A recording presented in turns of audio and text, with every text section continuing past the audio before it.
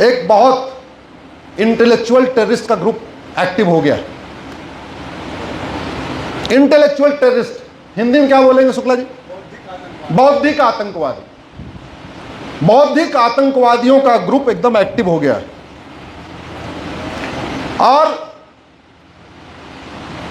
वो कभी सेना के ऊपर हमला करते हैं, सेना की क्रेडिबिलिटी डाउन करने की कोशिश करते हैं, कभी इलेक्शन कमीशन के ऊपर हमला करते हैं और आजकल बौद्धिक आतंकवादियों ने सुप्रीम कोर्ट के सीजेआई साहब के ऊपर हमला शुरू कर दिया। क्यों? क्योंकि उनको पता है सीजेआई साहब प्रेस कॉन्फ्रेंस करके जवाब देने तो आएंगे नहीं, कुछ भी कह दो वो बेचारे सुनते रहेंगे। और ये बौद्धिक आतंकवादी कौन है? ये बीजेपी से लड़ते लड़ते हार गए, बीजेपी से नहीं जीत पाए, तो आजकल इन्होंने चुनाव आयोग, सुप्रीम कोर्ट और सेना के ऊपर हमला शुरू कर दिया। ये बौद्धिक आतंकवादी कौन है? मोदी जी से नहीं लड़ पाए इसलिए सीजेआई से लड़ना शुरू हो गए। बात का बतंगड़ बना रहे हैं और क्यों बना रहे हैं ये आपको जानना जरूरी है और देश को जानना जरूरी है। जो पीआईएल होती है ये हमेशा चीफ जस्टिस सुनते हैं, हाई कोर्ट में भी चीफ जस्टिस सुनते हैं, सुप्रीम कोर्ट में भी चीफ जस्टिस सुनते हैं। मैंने पीआईएल फाइल किया, एसआईआर होनी चाहिए। 20 और पीआईएल आई, एसआईआर नहीं होना चाहिए। सीजेआई साहब की बेंच ने मैटर को सुना, जस्टिस सूर्यकांत साहब ने, उन्होंने एसआईआर पे स्टे नहीं दिया और एसआईआर हो गया। एसआईआर होने का नतीजा ये हुआ 12 राज्यों में एसआईआर हुआ और 13 करोड़ वोट कट गए। एसआईआर होने का नतीजा ये हुआ बिहार में 65 लाख वोट कट गए, कलकत्ता में और बंगाल में 92 लाख वोट कट गए। अब बिहार में क्या हुआ? एनडीए और यूपीए के टोटल वोट में डिफरेंस 35 लाख वोट का है और वोट कितना कटा? 65 लाख। अब यूपीए वाले कह रहे हैं कि अगर हमारा फर्जी वोट नहीं कटता 65 लाख तो हम जीत जाते। ये बौद्धिक आतंकवादी किससे परेशान है कि बंगाल में टीएमसी और बीजेपी के वोट में 30 लाख का डिफरेंस है और ये 30 लाख का डिफरेंस तब आया जब 92 लाख वोट कट गया।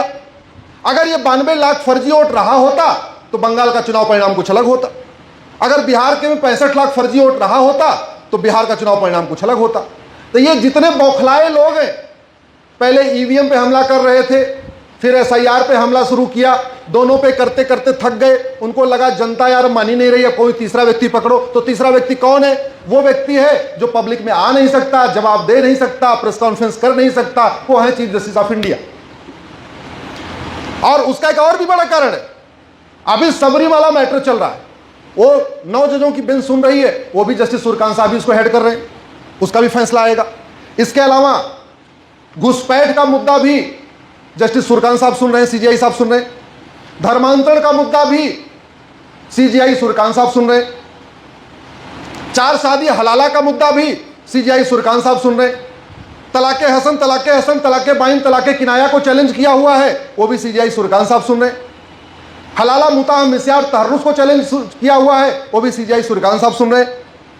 फर्जी वोट वाला मामला सीजेआई सूर्यकांत साहब सुन रहे हैं।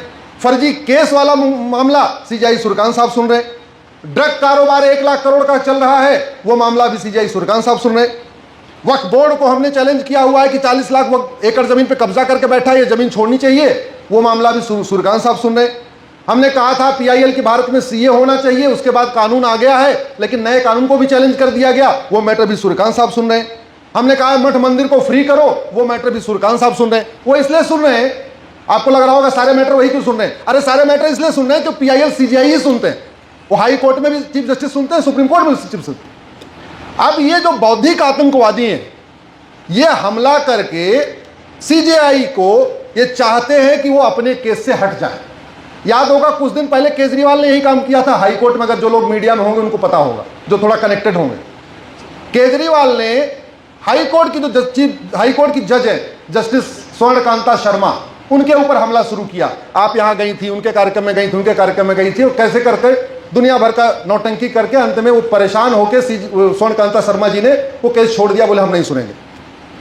अब वो मोटिवेट हो गए, उनको लग रहा अगर केजरीवाल नौटंकी करके हाई कोर्ट में जज बदलवा सकते हैं तो हम ऐसे ही नौटंकी करके हम सुप्रीम कोर्ट में भी जज बदलवा सकते हैं, हम बेंच चेंज करवा लें।